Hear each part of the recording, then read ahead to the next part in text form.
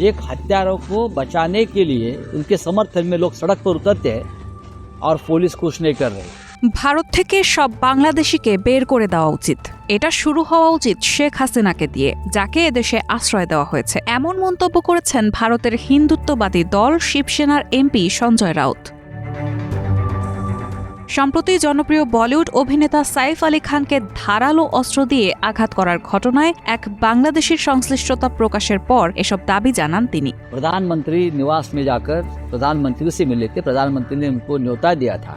সাইফ আলী খানের ওপর হামলাকারী সম্পর্কে সঞ্জয় রাউত প্রশ্ন করেন, কে বলেছে হামলাকারী বাংলাদেশি? বিজেপি। তারা দাবি করছে সাইফ আলী খানের ওপর হামলা একটি আন্তর্জাতিক ষড়যন্ত্র।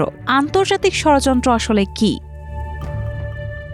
তিনি বলেন, একজন অভিনেতার ওপর হামলা হয়েছে, জনগণকে সত্যটা বলা উচিত। যদি হামলাকারী বাংলাদেশি হন তাহলে এর জন্য দায়ী কেন্দ্রীয় সরকার। এটা অমিত শাহের দায় এবং এজন্য তার পদত্যাগ করা উচিত। इस राज्य में लॉ एंड ऑर्डर की सिचुएशन क्या है?